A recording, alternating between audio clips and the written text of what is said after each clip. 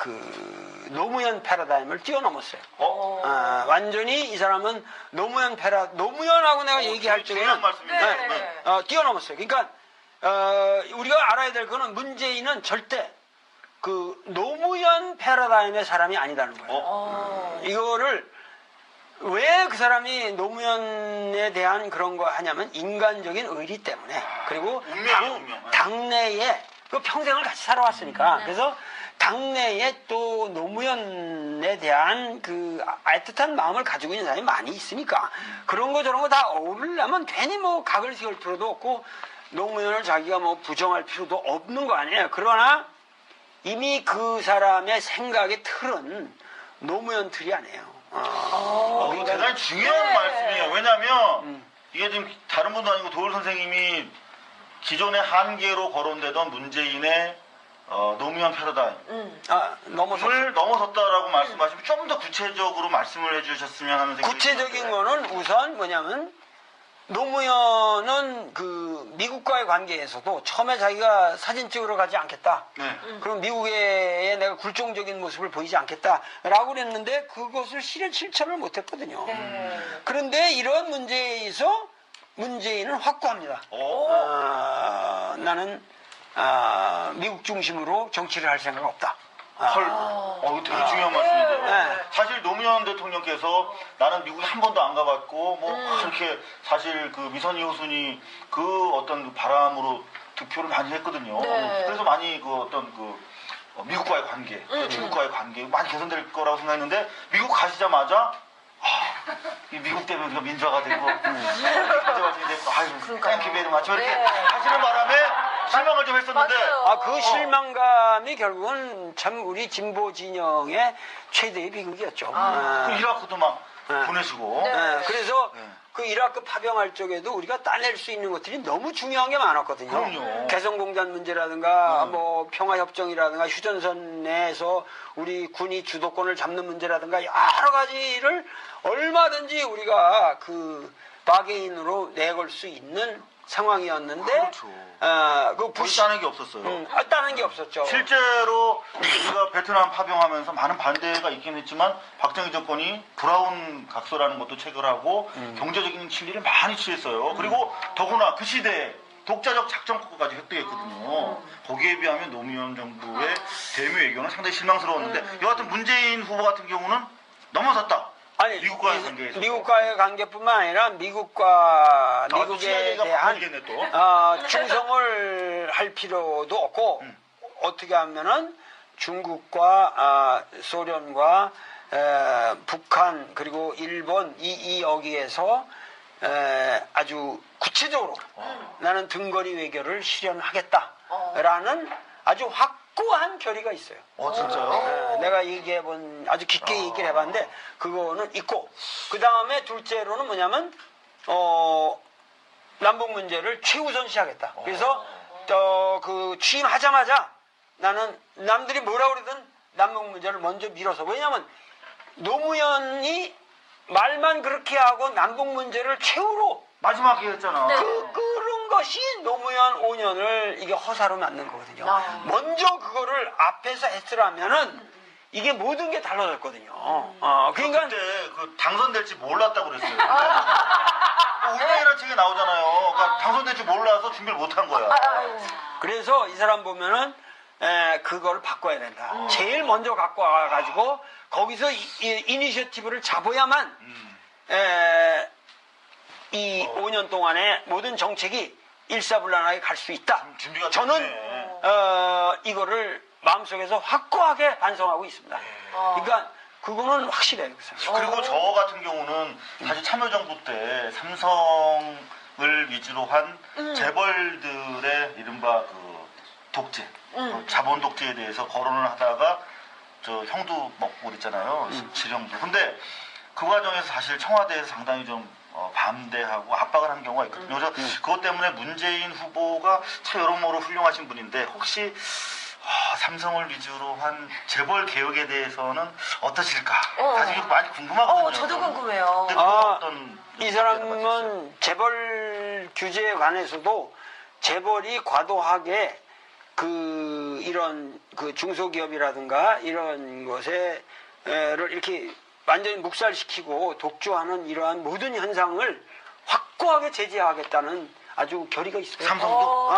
그래서 삼성뿐만 아니라 모든 그 기업이 우리 그 복지국가형의 실현을 위해서 이제는 기업들이 희생해야 된다 하는 생각이 확고하게 있어요. 그건 내가 아주 보장합니다. 야! 맹자는 본인이 뭐라고 그랬냐면은 역사를 쭉 그 사람은 훑어요. 연림금, 승림금으로부터 쭉 해서 항상 위대한 성군이 날 적에는 항상 그 성군을 만드는 위대한 신화가 있었다. 그리고 위대한 성군의 특징은 바로 그 위대한 참모를 알아보는 그 인한 마음이었다. 그러니까는 항상 여기도 이제 내 책에 여기 제일 처음에도 그 율곡 선생이 쓴 동호문답의 그 대화가 여기 쭉 나오고 있어요. 그래서 여기 밑에 닭이 지렁이 하나를 가지고 요거 이렇게 자부댕이 변상벽의 닭그림 속에 있는 거라고. 그래서 그 밑에 보면 여기 문자라고 쓰고 하나는 안자라고 써. 그걸 잘 봐달라고. 문자와 아들 자자가 선생. 옛날 말에 문자와 안자가 지렁이 하나를 놓고 지금 하고 있는 거야. 그런데 여기도 보면은 이율곡 선생님이 결국은 나라가 다스려진다고 하는 것은 결국은 사람을 알아보고 그 사람을 올바르게 쓰는 것이다 하는 데 있거든요. 그래서 맹자는 자기는 뭐냐면은 항상 그러한 그 천하를 통일할 수 있는 그런 왕천하를 할 수 있는 사람을 만드는 것이 나의 사명이지 내가 직접 왕천하를 할 수는 없다. 왜? 자기는 그 당시 시스템에서는 요새와 달리 이 후보로 나갈 수 있는 게 아니거든. 하겠다는 아주 결의가 있어요. 삼성도? 그래서 삼성뿐만 아니라 모든 그 기업이 우리 그 복지국가형의 실현을 위해서 이제는 기업들이 희생해야 된다 하는 생각이 확고하게 있어요. 그건 내가 아주 보장합니다. 야! 맹자는 본인이 뭐라고 그랬냐면은 역사를 쭉 그 사람은 훑어요. 연림금, 승림금으로부터 쭉 해서 항상 위대한 성군이 날 적에는 항상 그 성군을 만드는 위대한 신화가 있었다. 그리고 위대한 성군의 특징은 바로 그 위대한 참모를 알아보는 그 인한 마음이었다.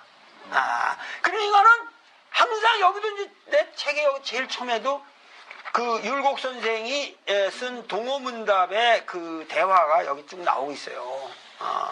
그래서 여기 밑에 닭이 지렁이 하나를 가지고 요거 이렇게 자부댕이 변상벽의 닭그림 속 그 노무현 패러다임을 뛰어넘었어요.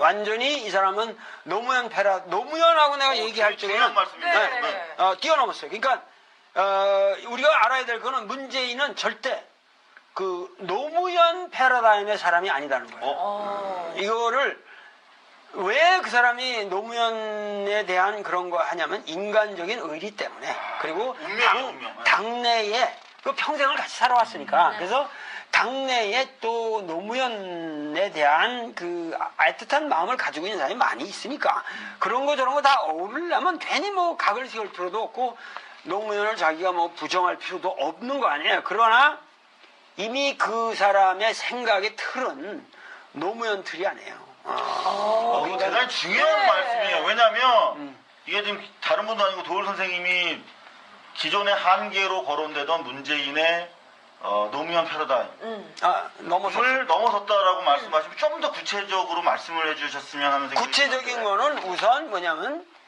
노무현은 그 미국과의 관계에서도 처음에 자기가 사진 찍으러 가지 않겠다. 네. 그럼 미국에 내가 굴종적인 모습을 보이지 않겠다. 브라운 각서라는 것도 체결하고 경제적인 진리를 많이 취했어요. 그리고 더구나 그 시대에 독자적 작전국가까지 획득했거든요. 거기에 비하면 노무현 정부의 대미 외교는 상당히 실망스러웠는데 여하튼 문재인 후보 같은 경우는 넘어섰다. 아니, 미국과의 관계에서. 미국과의 관계뿐만 아니라 미국에 대한 충성을 할 필요도 없고 어떻게 하면은 중국과 소련과 북한 그리고 일본 여기에서 아주 구체적으로 나는 등거리 외교를 실현하겠다라는 아주 확고한 결의가 있어요. 진짜요? 내가 아주 깊게 얘기를 해봤는데 그거는 있고 그 다음에 둘째로는 뭐냐면 남북 문제를 최우선시하겠다. 그래서 그 취임하자마자 나는 남들이 뭐라 그러든 남북 문제를 먼저 밀어서 왜냐하면 노무현이 말만 그렇게 하고 남북 문제를 최후로 마지막에 했잖아. 그런 것이 노무현 5년을 이게 허사로 만든 거거든요. 먼저 그거를 앞에서 했으라면은 이게 모든 게 달라졌거든요. 그러니까 그때 그 당선될지 몰랐다고 그랬어요. 라고 그랬는데 그것을 실천을 못했거든요. 그런데 이런 문제에서 문재인은 확고합니다. 나는 미국 중심으로 정치를 할 생각 없다. 이거 되게 중요한 말씀인데요. 네. 사실 노무현 대통령께서 나는 미국에 한 번도 안 가봤고 그렇게 사실 그 미선이 호순이 그 어떤 바람으로 득표를 많이 했거든요. 그래서 많이 그 어떤 그 미국과의 관계, 중국과의 관계 많이 개선될 거라고 생각했는데 미국 가시자마자 이 미국 때문에 우리가 민주화가 되고 민주화가 되고 아유 땡큐 베리 마치 이렇게 하시는 바람에 실망을 좀 했었는데 그 실망감이 결국은 참 우리 진보 진영의 최대의 비극이었죠. 그 이라크도 막 보내시고 그래서 그 이라크 파병할 적에도 우리가 따낼 수 있는 것들이 너무 중요한 게 많았거든요. 그럼요. 개성공단 문제라든가 뭐 평화협정이라든가 휴전선 내에서 우리 군이 주도권을 잡는 문제라든가 여러 가지를 얼마든지 우리가 그 바게인으로 내걸 수 있는 상황이었는데 그렇죠. 그 따는 게 없었어요. 따는 게 없었죠. 실제로 우리가 베트남 파병하면서 많은 반대가 있긴 했지만 박정희 정권이 불었다. 운명이라는 책이 나오잖아요. 그러니까 당선될 줄 몰라서 준비를 못한 거야. 그래서 이 사람 보면은 그걸 바꿔야 된다. 제일 먼저 갖고 와가지고 거기서 이니셔티브를 잡아야만 이 5년 동안의 모든 정책이 일사불란하게 갈 수 있다. 준비가 저는 됐네. 이거를 마음속에서 확고하게 반성하고 있습니다. 그러니까 그거는 확실해요. 그리고 저 같은 경우는 사실 참여정부 때 삼성을 위주로 한 재벌들의 이른바 그 독재, 자본 독재에 대해서 거론을 하다가 저 형도 먹고 그랬잖아요. 17형도. 근데 그 과정에서 사실 청와대에서 상당히 좀 반대하고 압박을 한 경우가 있거든요. 그래서 그것 때문에 문재인 후보가 참 여러모로 훌륭하신 분인데 혹시 삼성을 위주로 한 재벌 개혁에 대해서는 어떠실까? 사실 이거 많이 궁금하거든요. 저도 궁금해요. 이 사람은 재벌 규제에 관해서도 재벌이 과도하게 이런 중소기업이라든가 이런 것에를 이렇게 완전히 묵살시키고 독주하는 이러한 모든 현상을 확고하게 제지합니다.